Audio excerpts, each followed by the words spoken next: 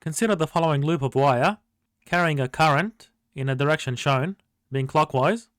What is the direction and magnitude of the magnetic field at point P? Well, using the Biot-Savart law, we have the differential magnetic field is the magnetic permeability on 4 pi by the current, by the vector in the direction of the current, cross r hat being the direction vector from the source to the point we're looking at, on the square of the radial distance to the source. So starting with this part of the loop first, we have a radial vector from the source to point P at an angle of theta from the horizontal, and a differential vector ds is in the direction of the current in this part of the loop. So using geometry, where this angle is d theta, we can determine ds as the radius by d theta, and this vector is in the theta direction in polar coordinates. And now the direction vector from the source of the current to point P is the vector pointing radially in this direction. So in polar coordinates, this is the positive radial direction.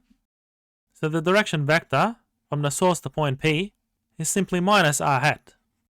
And r squared is simply a squared. So if we integrate this expression, we have mu naught by the constant current on 4 pi, which we take out of the integral, and we integrate from theta is equal to 0 to pi on 2, and ds is a d theta in the theta hat direction, and we take the cross product with rsp and divide that by r squared. So one of these a's cancel, and we see the cross product between theta hat in the tangent direction by minus r hat.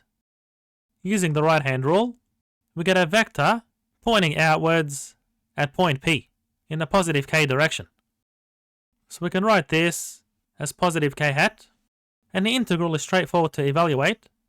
So we get mu naught I on 4 pi by pi on 2, which gives 8 in the denominator, by 1 on a, and this acts in the k direction.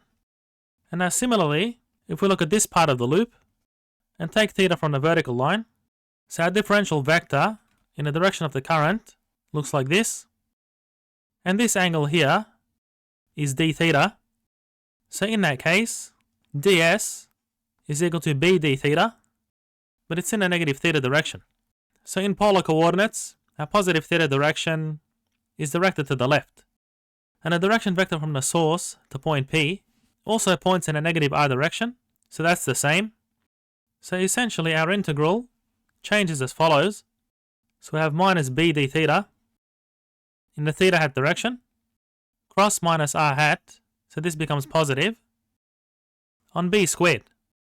So the b's cancel, and theta hat cross r hat gives a vector that's pointing in the minus k direction. So this here is minus k. So we end up with a similar expression for the magnetic field at point P due to the contribution of this outer loop. So we add this to the final magnetic field. So we have minus 1 on B in the k direction. And if we look at this loop, we have ds in the direction of the current, and r hat from the source to P being anti-parallel, so the cross product evaluates to 0. And similarly, we have ds for this part of the loop, and r hat from the source to P being in the same direction, so the cross product evaluates to 0. So these parts of the loop contribute no magnetic field at point P. And now let's go to part B. A negatively charged particle is located at point P, and it's moving in the positive y direction given by this velocity vector. What is the direction and magnitude of the magnetic force that's acting on the particle at point P?